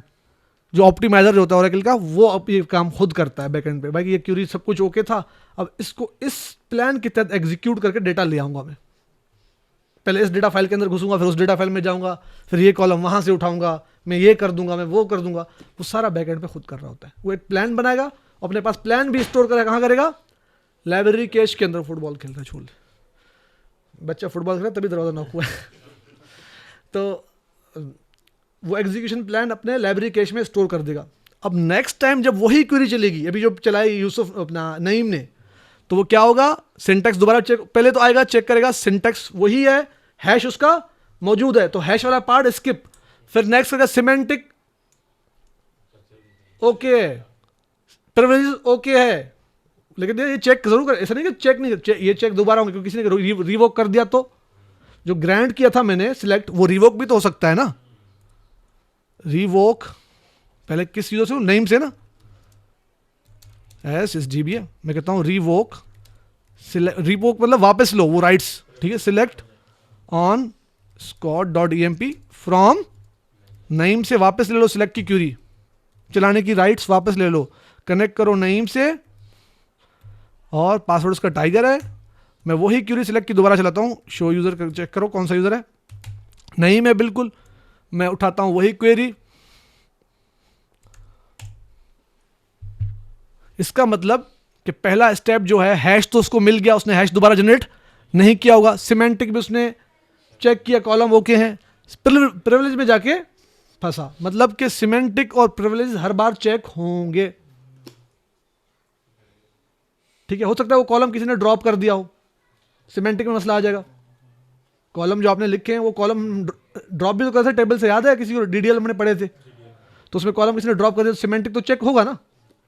तो याद रखें, सिंटैक्स दोबारा चेक ना हो, मतलब सिंटैक्स तो चेक होगा भाई ओके है, तो उसका वही हैश यूज करेगा, दोबारा जनरेट हैश नहीं करेगा, ठीक है। सेम ही है, सिमेंटिक और प्रिविलेज चेक होंगे, ऑप्टिमाइजर दोबारा नहीं चलाएगा, ऑप्टिमाइजर दोबारा नहीं चलाएगा,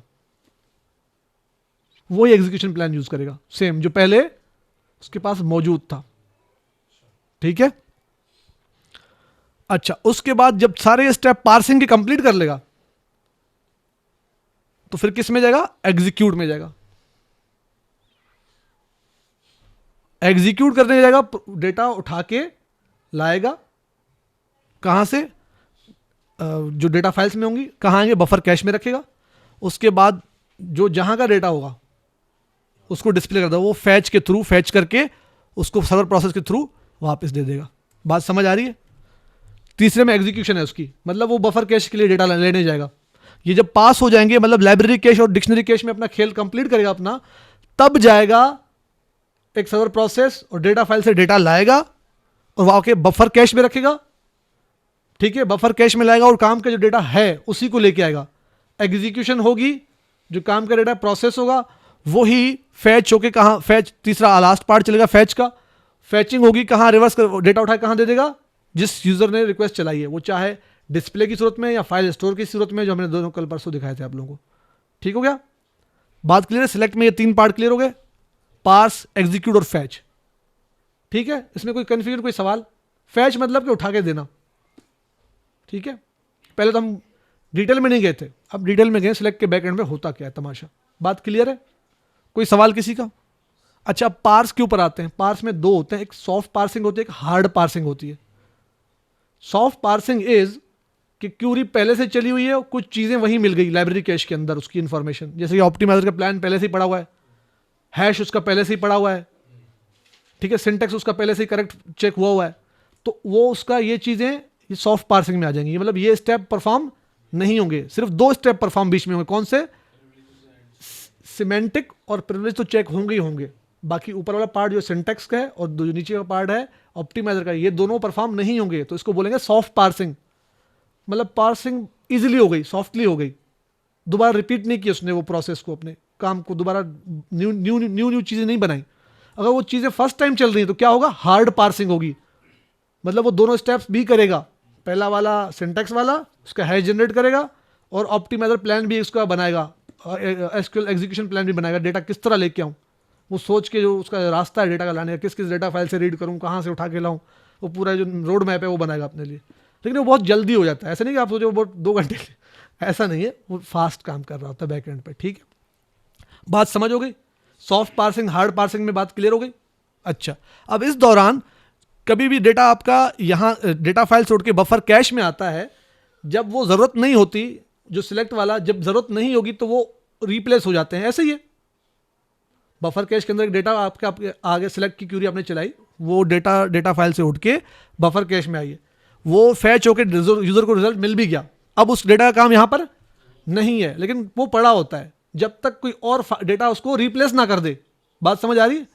अब किसी और ने दोबारा वो क्यूरी चलाई है, लेट सपोज ये नईम ने क्वेरी चलाई और राइट्स थे, लेट सपोज मैं दोबारा राइट दे देता हूं यार बेचारे को, ये वाले राइट्स है, कनेक्ट /SysDB ग्रांट दे दिया दोबारा मैं करता हूं कनेक्ट नईम से। ठीक है, अब मैं डेटा सेलेक्ट करने जा रहा हूं तो ये डेटा लेके आएगा। ठीक है, नईम से पहले शो यूज़र करके दिखा देता हूँ कौन से यूज़र से लॉगिन हूँ मैं, ये जस्ट दिखाने के लिए आपको शो यूज़र चलाता हूँ और कोई मकसद नहीं है, ताकि वीडियो की रिकॉर्डिंग में आ जाए। ठीक है, चला दिया इसने। मैं कहता हूँ कनेक्ट करो अब यूसुफ से, उसका पासवर्ड मैंने टाइगर ही रखा था। ठीक है, दोनों क्यूरीज चल गई हैं। अब क्या हुआ, लेट सपोज जो पहली क्यूरी ने डेटा लेके आया, पहली क्यूरी का ये डेटा जो था ये कहाँ पे, बफर कैश में गया हुआ ना सबसे पहले, फिर डिस्प्ले पे आया ना। तो लेट सपोज वो डेटा जो है बफर कैश में डेटा इधर आ गया, पहली क्यूरी का जो नईम ने चलाई। अब वो डेटा अभी फ्लश हुआ ही नहीं था कि यूसुफ ने वही क्यूरी चलाई, कि दोबारा हार्ड ड्राइव से उठाने जाएगा डेटा, बफर कैश में मिल गया भाईजान, ये तो आ गया मजा। अब ये क्यूरी हो गई ज़्यादा फास्ट। बात समझ आ गई। जो बफर कैश में डेटा पड़ा होगा ऑलरेडी, तो वो नीचे रीड करने डेटा फाइल्स के ऊपर नहीं जाएगा, सर्वर प्रोसेस बोलेगा इधर ही मुझे मिल गया। और क्या बात है यार, इसको कहते हैं कैश हिट और कैश मिस। ये 2 टर्मिनोलॉजी, जैसे सॉफ्ट पार्सिंग हार्ड पार्सिंग का एक टर्मिनोलॉजी है, कैश हिट और कैश मिस का भी टर्मिनोलॉजी है। कैश हिट हुआ है मतलब कैश में ही डेटा मिल गया है, कैश हिट हुआ है, वही हिट किया उसने, वही उसको मिल गया। मतलब कैश हिट, कभी बोला ना यार कैश हिट हो रहा है, मतलब कि बफर के अंदर ही डेटा मिल रहा है। कोई अगर बोला यार बार बार कैश मिस हो रहा है, यार डेटा अभी तो बफर में था, यार कैश मिस हो रहा है, मतलब कि समहाउ बफर से डेटा फ्लश हो रहा है और बार बार हार्ड ड्राइव से रीड होने जा रहा है। वो अब जब AWR रिपोर्ट होता है, ऑटोमेटिक वर्कलोड रिपोजिटरी रिपोर्ट होती है, डेटाबेस की परफॉर्मेंस के लिए चेक करके रीड करते हैं, वो भी हम पढ़ेंगे। तो उसमें अक्सर टेक्नोलॉजीज होती है कि यहाँ पे कैश हिट हुआ है, इसकी इतनी जल्दी डेटा आ गया है, वो दिखाएगा अब यहाँ कैश मिस हो रहा है। आपकी क्यूरी ऐसी है जो बार बार चलती है और वो बहुत, उसका डेटा इंपॉर्टेंट है आना, और उसके लिए वो कैश मिस कर रहा है बार बार। आप बोलो यार इसको तो कैश हिट करना चाहिए, तो फिर आप ट्यूनिंग करते हो चीज़ों की, इस तरह डिज़ाइन करते हो चीज़ों को ताकि वो हमेशा कैश हिट करे, ताकि परफॉर्मेंस ठीक रहे। ये चीज़ें भी हम देखेंगे डिटेल में आगे, ठीक है, परफॉर्मेंस वगैरह में। तो ये टेक्नोलॉजी है, डेटा अगर बफर के अंदर मिल जाए तो कैश हिट है, कैश के अंदर मिल गया ना तो कैश हिट है, और कैश में नहीं तो कैश से मिस हो रहा है, कैश में नहीं मिल रहा है, मिसिंग है कैश से, वो हार्ड ड्राइव से रीड करने आएगा, कैश में रखेगा, दोबारा फिर फैच करेगा। हर बार यही होगा, मिस होगा तो क्या होगा, बफर में नहीं है, ड्राइव से उठाएगा, बफर में रखेगा, फिर फैच करेगा। बात क्लियर हो रही है? तो ये ज़्यादा टाइम कंज्यूमिंग है ना, जब कैश मिस होगा तो ज़्यादा कंज्यूमिंग हो जाएगा, और कैश हिट होगा तो इट्स अ गुड थिंग, ठीक है। तो ये था सिलेक्ट का सिर्फ आपका काम। अब आते हैं डीएमएल के ऊपर। डीएमएल में बेस्ट एग्जांपल हमने पढ़ा था किसका, अपडेट का। अपडेट की सूरत में क्या होता है, अपडेट आएगा, अपडेट आप चलाएंगे, उसका भी सिंटैक्स चेक होगा, ठीक है। उसी तरह आपका उसका सिमेंटिक चेक होगा, जिस कॉलम पे आप चला रहे हो क्या वाकई उसमें वो कॉलम है भी नहीं जिसको अपडेट आप कर रहे हो। फिर उसके बाद उसके प्रिविलेज चेक करेंगे कि अपडेट करने के आपको राइट्स हैं कि नहीं है। फिर उसका ऑप्टिमाइजर के थ्रू एग्जीक्यूशन प्लान बनेगा कि किस तरह डेटा उठा के लाके बफर में रखूं, समझा? ये पार्स वाला पार्ट पूरा चलेगा, ठीक है। फिर आएगी एग्जीक्यूशन। एग्जीक्यूशन में वो क्या करेगा, अंडू जनरेट करेगा, याद है कि हमने पढ़ा था कल। अंडू एग्जीक्यूशन में देखो उसका एग्जीक्यूशन डिफरेंट है। एग्जीक्यूशन में क्या रहेगा, बफर में रख के फैच करा देगा, इसमें फैच का प्रोसेस नहीं है, क्यों, डेटा आउटपुट में नहीं चाहिए, ना ही डिस्प्ले में चाहिए, ना किसी फाइल में चाहिए, वो डेटाबेस में चेंजेस अंदर करने हैं, तो इसमें फैच का प्रोसेस नहीं है। लेकिन एग्जीक्यूशन का प्रोसेस तो है, उसमें एग्जीक्यूशन में बफर में सिलेक्ट करके रख के और फिर फैचिंग को दे दिया डायरेक्टली, ये एग्जीक्यूशन थी। अब इसमें एग्जीक्यूशन क्या होगी, अंडू जनरेट करेगा बिफोर इमेज, रीडू जनरेट करेगा आफ्टर इमेज, ठीक है। ये प्रोसेस कंप्लीट करेगा, फिर वेट करेगा कमिट या रोल बैक का। फैच इज लास्ट प्रोसेस, जब आपको डिस्प्ले दे या फाइल में फेंके, वो एग्जीक्यूशन तक ही रहता है, वो फैच नहीं करता। फैचिंग is like giving output, it's not giving you output, it's performing inside the database. तो फैच वाला प्रोसेस इसमें नहीं है, सिलेक्ट में सिर्फ होता है। बात समझ आई है? क्योंकि हमने अपडेट कल डिस्कस किया था, इसलिए तो आप लोगों को सबको इजी लग रहा है, जबकि इससे कॉम्प्लेक्स था सिलेक्ट से। ऐसा ही है अंडू के, इसमें एक्स्ट्रा, उसमें क्या था आखिर में फैच था, इसमें एक्स्ट्रा स्टेप क्या आगे, undo generate, redo generate, before image after image data generate, फिर कमिट या रोल बैक का इंतजार कि क्या डिसाइड हो रहा है। वही लॉग जनरेट होगा, लॉग राइटर रीडू लॉग में राइट करेगा, ठीक है। जब चेक पॉइंट अकर होगा तो डीबी राइटर राइट करेगा। ये सब पार्ट होंगे उसी के ही अपडेट के। अब आते हैं डीएमएल के दूसरे दो पार्ट हैं। इंसर्ट में क्या होगा, बिफोर में डेटा नहीं होगा, नया डेटा है, तो पुराना डेटा तो कोई है ही नहीं, नया नया आ रहा है, तो वो एड्रेसेस मार्क करता है कि मुझे कहाँ कहाँ राइट करना है डेटा, बस वो इसमें एक्स्ट्रा स्टेप है। इस एड्रेसेस में मुझे जाके डेटा पुट करना है हार्ड ड्राइव के ऊपर, वो वहाँ जाके डेटा राइट करता है और रीडू डेटा जनरेट करता है, रीडू जनरेट करेगा। क्योंकि सबसे पहले इंसर्ट स्टेटमेंट कहाँ आएगी, बफर में। बात समझ आ रही है? उसका भी ये एग्जीक्यूशन प्लान ज़रूर होगा, सिंटैक्स चेक होगा, सिमेंटिक किस कॉलम में इंसर्ट कर रहे हो, ठीक है। फिर प्रिविलेज चेक होगा कि इंसर्ट करने के राइट्स हैं कि नहीं है। फिर ऑप्टिमाइजर प्लान चलेगा कि किन उस ऑप्टिमाइजर प्लान में क्या होगा, किन किन हार्ड ड्राइव के एरियाज में मुझे राइट करना है डेटा, उसमें इसमें ऑप्टिमाइजर में ये प्लान होगा, ठीक है। सिलेक्ट में तो एग्जीक्यूशन प्लान होगा सिलेक्ट करने का, इंसर्ट में इंसर्ट करने का एग्जीक्यूशन प्लान होगा, ठीक है। हर किसी एग्जीक्यूशन प्लान डिफरेंट होगा कि मुझे इसको इस तरह एग्जीक्यूट करना है, ठीक है। फिर एग्जीक्यूशन में क्या होगी, रीडू जनरेट होगा, आफ्टर में डेटा जनरेट होगा, ठीक है, दैट्स इट। फैच नहीं करेगा। अब आते हैं डिलीट की तरफ। जब आप डिलीट करते हैं तो आफ्टर में डेटा नहीं है, बिफोर इमेज डेटा है, जो एग्जिस्टिंग डेटा को डिलीट कर रहे हो आप, तो अंडू जनरेट होगा, रीडू में एम्प्टी ब्लॉक्स फेंकेगा, ठीक है, एम्प्टी डेटा फेंकेगा, ब्लॉक्स में नहीं बोलूँगा, एम्प्टी डेटा फेंकेगा, ठीक है। और वही एग्जीक्यूट का पार्ट है। बात क्लियर हो रही? आते हैं डीडीएल की तरफ। डीडीएल में डायरेक्ट चेक करेगा कि इस यूज़र को टेबल क्रिएट करने के राइट्स हैं या नहीं, डिक्शनरी कैश से वेरीफाई करेगा, ठीक है। ये डीडीएल की बात कर रहा हूँ कि डिक्शनरी कैश में टेबल क्रिएट करने के राइट्स हैं कि नहीं है, टेबल स्पेस पे कोटा है कि नहीं है, ठीक है। उसके बाद जाके टेबल कहाँ क्रिएट करेगा, डायरेक्टली डेटा फाइल के अंदर, कोई रीडू इसमें नहीं है। बात क्लियर हो रही है, इसीलिए इसका अंडू भी जनरेट नहीं होगा, और कमिट ऑटो है। बात क्लियर है, कमिट करने की जरूरत नहीं, वो ऑटो कमिटेड है, वो डायरेक्ट कहाँ राइट कर रहा होता है, वो डेटा फाइल के अंदर, कोई बफर में नहीं जा रहा। आपका यहां से वेरीफाई हुआ, सर्वर प्रोसेस ने डायरेक्ट ठोक दिया इधर डेटा फाइल्स के अंदर। चल भाई, दीवाने मस्ताने हो गए, ठीक है। ये डीडीएल की काम करने का तरीका है। तो आपने सबका इन्फॉर्मेशन आपको पास आ गई अब कि एग्जीक्यूशन किस तरह होती है। अच्छा, एक चीज़ मैं मजीद आज ऐड करूंगा, जैसे मैंने बताया था बफर कैश के अंदर जो डेटा फाइल से डेटा उठ के आता है किस सूरत में आता है, डीबी ब्लॉक्स की सूरत में, याद है, और राइट भी ब्लॉक्स की सूरत में होता है। और जब रीडू बफर में डेटा जाता है क्या वो ब्लॉक्स की सूरत में जाता है? नो, बफर में ब्लॉक्स की सूरत में नहीं जाएगा। बफर में सिर्फ उतनी इंफॉर्मेशन जाएगी जो मॉडिफाई हुई है। वो तो ब्लॉक पूरा उसको राइट करना है हार्ड ड्राइव पे, इधर ब्लॉक थोड़ी राइट करना है। इधर तो वो डेटा की जगह बिफोर इमेज आफ्टर, अच्छा पहले मैंने क्या बोला था, बिफोर इमेज कहां जाती है कॉपी, अंडू में। याद रखें बफर कैश में दोनों जाती है, बिफोर इमेज और आफ्टर इमेज दोनों की इंफॉर्मेशन जाती है। ये मैंने कल नहीं बताया ताकि आप लोग हजम कर सको। क्यों कि अगर अंडू कभी करप्ट भी हो गया तो दोनों की कॉपी कहां पड़ी हुई है, रीडू में पड़ी हुई है। बिफोर इमेज आफ्टर इमेज दोनों होता है। कल मैंने क्यों नहीं बताया कि आप लोग बोलते यार बहुत सरदर्द है। बफर में जाएगा तो लॉग राइटर उसको राइट करेगा ना, यहां पे जाहिर सी बात है इसका काम ही है कि यहां से जो डेटा मिलेगा इधर राइट करेगा। इधर जब जो चीज आई ना बेफिक्र रहे हैं, लॉग राइटर वो लगा के रखेगा अपना काम, टेंशन नहीं लो। तो रीडू के अंदर बिफोर इमेज आफ्टर इमेज की दोनों की कॉपी आती है, आज मार्क कर लो। कल मैंने ये चीज़ इसलिए ऐड नहीं किया क्योंकि आप लोग बोलते हैं यार सर दर्द है। आज दोनों हजम कर लो कि बिफोर इमेज भी जाएगा, आफ्टर इमेज, और किस डेटा के अगेंस्ट था। जो क्लर्क थे उनको अपडेट करो तो क्लर्क वाली इंफॉर्मेशन, वो पूरी इंफॉर्मेशन जाएगी उसके अंदर कि ये पहले था डेटा, बाद का डेटा ये है।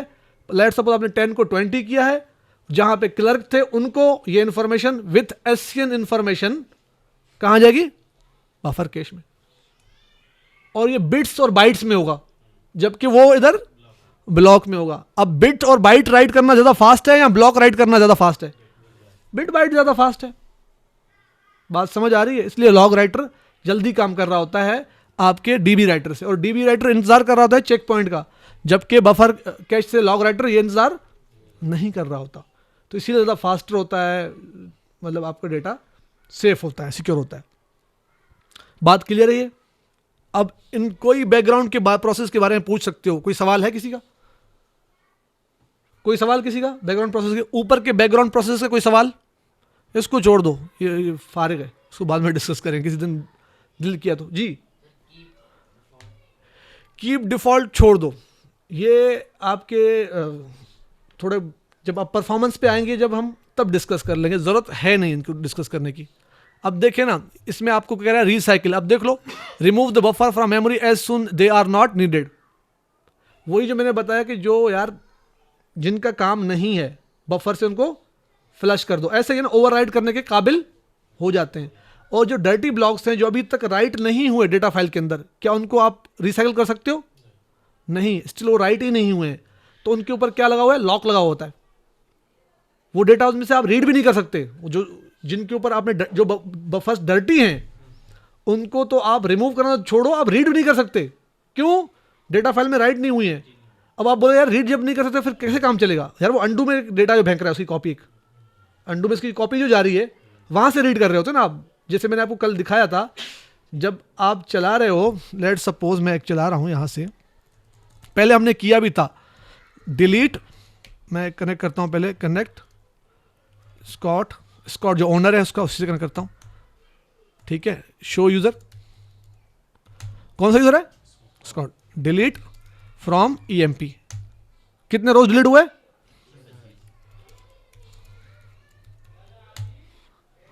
ठीक है, मैं एक और सेशन लेता हूं अलग से, न्यू सेशन, ये साइड में चल रहा है, इसको टच नहीं कर रहा हूं, दूसरा सेशन ले रहा हूं, ओरेकल के से कनेक्ट किया, या ऑपरेटिंग सिस्टम में घुस रहा हूं, पहले लिनक्स के अंदर जा रहा हूं, ये ना समझे डेटाबेस में आ गया। ये जो मैंने अभी लॉगिन किया लिनक्स में पहुंचा अभी, अब मैं जा रहा हूं डेटाबेस के अंदर एसक्यूएल प्लस के थ्रू।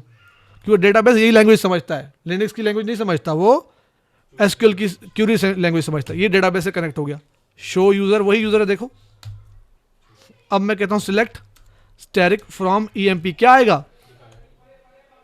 एम्प्टी आना चाहिए ना टेक्निकल तो, लेकिन नहीं, डेटा पड़ा हुआ है। और जबकि यहां पे आप चलाओगे, यहां नहीं दिखा रहा, वो जो दूसरा दिखा रहा है वो कहां से आ रहा है? वनडू से आ रहा है। वो जो डेटा आप यहां पे सिलेक्ट कर रहे हो ना, क्योंकि डिसीजन मेकिंग कंप्लीट नहीं हुई है, कमिट रोल बैक आपने नहीं किया, तो दूसरे सेशन को डेटा जो आ रहा है वो अनडू सेगमेंट से आ रहा है। बात समझ आ रही है? ये जो सेशन चला रहा है सिलेक्ट, इसको नहीं दिख रहा तो इसके लिए वो अनडू से उठा रहा है, बाकी उसके लिए कहां से उठा रहा है? वो बफर कैश से उठा रहा है उसको डेटा।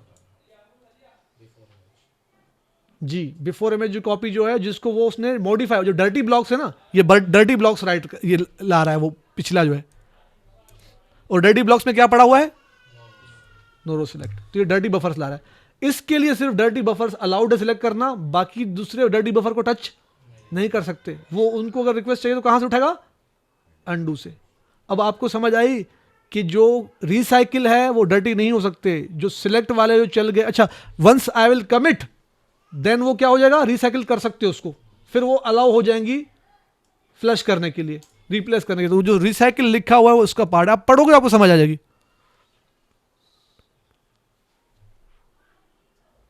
ठीक है। Blocks that are not assigned to the other pool, वो ब्लॉक्स जो इसने लॉक किए हैं, जैसे कि मैंने इसको एम्प्टी दिखा रहा है, ये उसको यही डिफॉल्ट दिखा रहा है इसको, ये वाला डिफॉल्ट बिहेवियर यही है ना, जो जिस पे लॉक लगा के बैठा है वो एम्प्टी है ब्लॉक्स, वही इसको दिखा रहा है। अगर अपडेट चलाता तो उसको वही डेटा दिखाता आफ्टर इमेज। इसमें आफ्टर इमेज डेटा क्या है? नथिंग। ठीक है। और आखिरी क्या था? Keep retains the data blocks in memory not aged out, वो जब अभी तक फ्लश आउट हुए नहीं है, पड़े हुए हैं।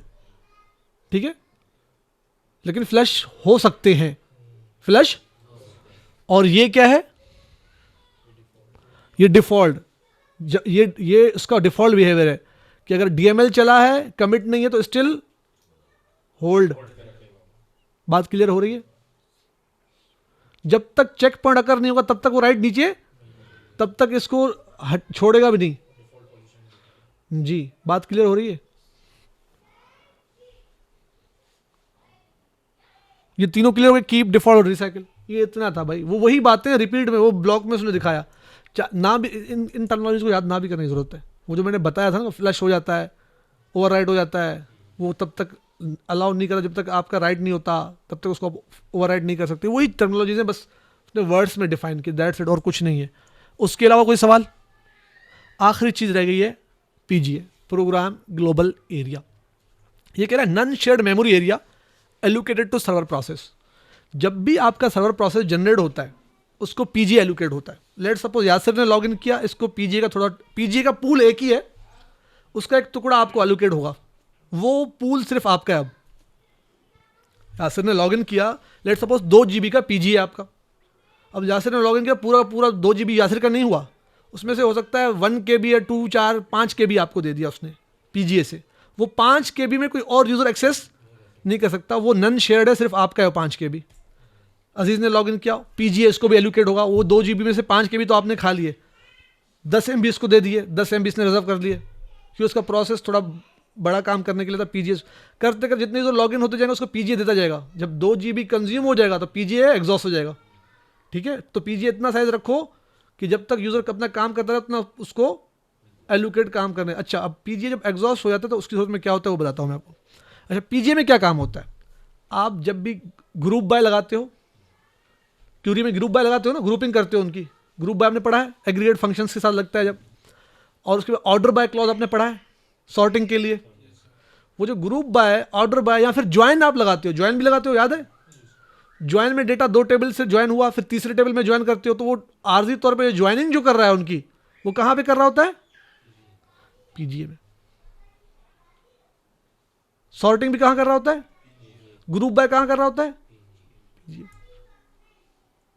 और उसके अलावा आपके वेरिएबल्स जो होते हैं, एनवायरमेंटल वेरिएबल्स, जब आप PL/SQL का कोड लिखते हो, या उसको छोड़ दो, उस दिन हमने डिफाइन पढ़ा था, शुरू में हमने डिफाइन अनडिफाइन, याद है? डिफाइन जब करते तो सेशन के ऊपर वो डिफाइन की इंफॉर्मेशन कहां जा रही थी? PGA में स्टोर हो रही थी। बात क्लियर हो रही है अब? वो जो डिफाइन की जो इन्फॉर्मेशन जो सेशन पे आ रही थी आपकी, एग्जिट करके दोबारा कनेक्ट करो तो वो डिफाइन से गया, तो वो PGA जब तक है अलाइव तब तक उसके अंदर डिफाइन वाला वैल्यू या इन्वायरमेंटल वेरिएबल का वैल्यू, अब आपने प्रोग्रामिंग की उसमें वेरिएबल होते हैं ना, जावा में या किसी और में, तो वेरिएबल को जो वैल्यू असाइन करते हैं वो वैल्यू होल्ड करके रखता है कौन? PGA। हर यूजर को आपको PGA मिला, अब जितने भी वेरिएबल आपके बने, आपने कोड लिखा हुआ एग्जीक्यूट कर रहे हैं, उसके वेरिएबल की इंफॉर्मेशन कहाँ आएगी? PGA के अंदर। वो आपके सर्वर प्रोसेस के साथ अटैच होता है, PGA आपके सर्वर प्रोसेस के साथ अटैच होता है, उसमें वो इन्फॉर्मेशन होल्ड होती है। अब डेटा जो सिलेक्ट होकर आएगा उसकी सॉर्टिंग भी कहाँ होगी? PGA में। ग्रुप बाय कहाँ होगा? PGA में। लेट सपोज PGA आपको बिलाई 2 KB था, 4 KB था, और डेटा है 10 GB का जिसको सॉर्ट होना है, PGA में हो पाएगा? तो फिर उस सूरत में एक डेटा फाइल होता है या टेबल स्पेस होता है, टेम्पररी टेबल स्पेस जिसको बोलते हैं, वो हार्ड ड्राइव पे होता है। फिर वो डेटा उधर फेंकता है कि जाओ भाई मेरे पास इतनी जगह ही नहीं है, तुम जाके टेबल स्पेस में जाके डेटा फाइल में हार्ड ड्राइव में जाके सॉर्टिंग करो, कि तुम्हारा इतना डेटा में प्रोसेस नहीं कर सकता, मेरा साइज तो इतना सा है, मेरा खुद का टोटल PGA साइज ही 2 GB है, नन शेयर्ड आपको मैंने 2 KB है, 4 KB है, 5 MB जो देना था दे दिया, इसमें जो करना था भाई कर लेते। अब आपने तो बड़ी सॉर्टिंग मांग ली, इतनी सॉर्टिंग की जगह मेरे पास नहीं है, फिर वो टेम्पररी डेटा फाइल्स के अंदर लाएगा, वो डेटा पूरा वहां पे सॉर्टिंग करेगा उनकी, फिर वापस फेंकेगा सर्वर प्रोसेस के थ्रू और फैच में वापस देगा। बात समझ आ रही है?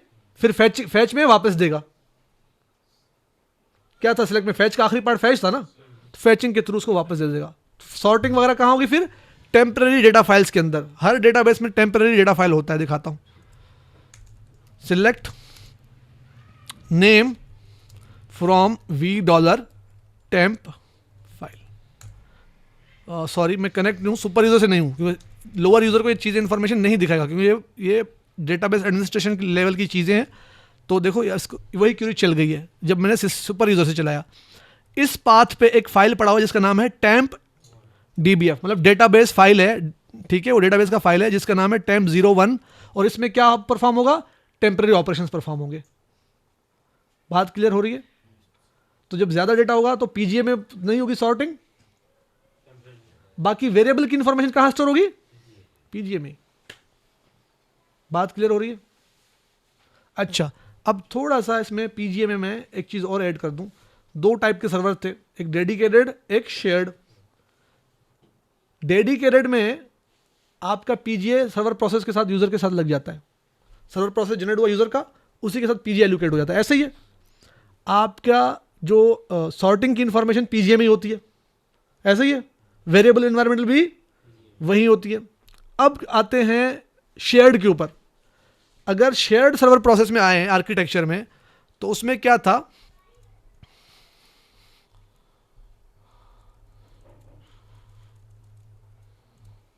ये था, ठीक है। इसमें मैं थोड़ा चीज बता दूं, ये शेयर्ड सर्वर प्रोसेस थे ना, ऐसा ही है। लेट्स सपोज इधर PGA एलोकेट हुआ इस प्रोसेस के साथ, इस यूजर का, ठीक है। प्रोसेस हो के वापस किसने लिया है? इसने नहीं लिया इस बार। अब PGA चेंज हो चुका है, PGA अब इन्वायरमेंटल वेरिएबल की इंफॉर्मेशन जो यहां पर थी वो यहां पर नहीं है इस PGA के पास, क्योंकि एनवायरमेंटल वेरिएबल कहां से आ रहे हैं? इधर से, डेटाबेस से जनरेट। डेटा कहां से जनरेट हो रहा है? डेटाबेस से। डेटा तो डेटाबेस दे रहा है ना। इन्वायरमेंटल वेरिएबल की इंफॉर्मेशन कहां से आ रही है? बाहर से। जो इनपुट आ रहा है वेरिएबल्स की वैल्यूज होगी, किसी वेरिएबल का वैल्यू 10 है, किसी का 20 है, किसी वेरिएबल के अंदर यासिर नाम स्टोर्ड है, वो कहां से आउट इनपुट आ रहा है?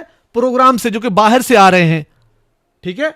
और PGA का डेटा जो है, जो सॉर्टिंग के लिए डेटा आएगा, वो कहां से आएगा?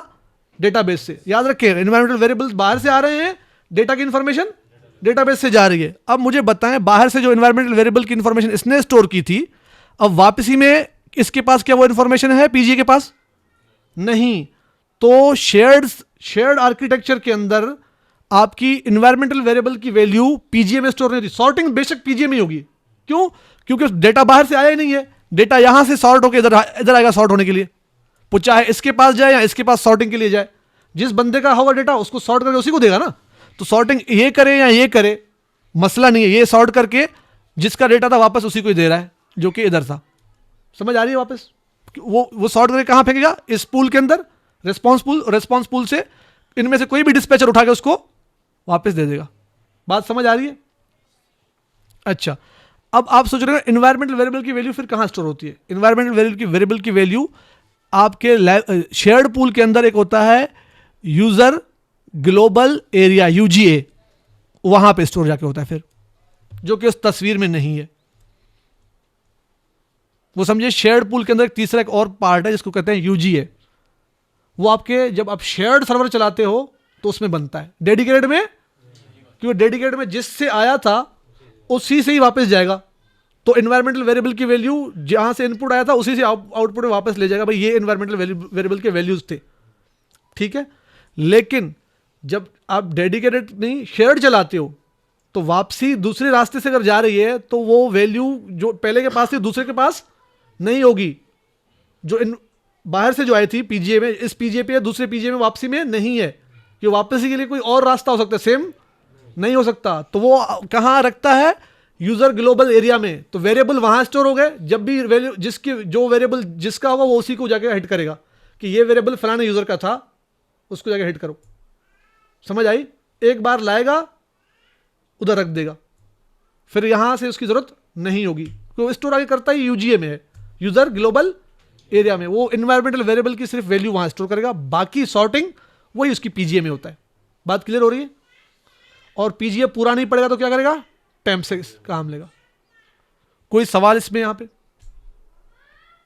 किसी का सवाल? कोई कंफ्यूजन? कुछ तो होगा यार, इतना तो मैंने अच्छा नहीं पढ़ा नहीं है? चले पॉज लेते हैं थोड़ा सा। अच्छा, इसमें दो चीजें रहेगी, लार्ज पूल और जावा पूल।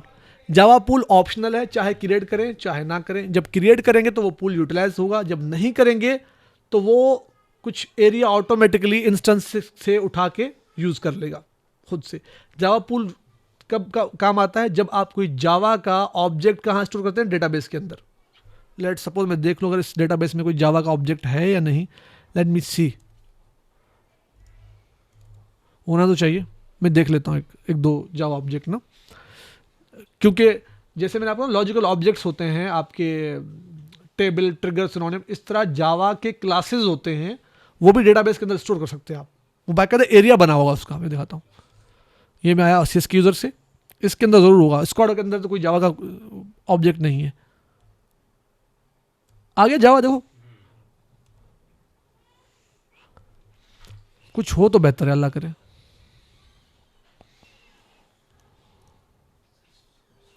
मेरे ख्याल से है, तभी इतनी लोडिंग कर रहा है। इसमें अंदर क्लासेस होंगी, मैं दिखाता हूं आपको। जब भी वो कोड कॉल होगा ना जावा का, वो उस जावा पूल को यूटिलाइज करेगा, वो उस पूल में जाकर उसकी एग्जीक्यूशन होगी उसके कोड की, ठीक है।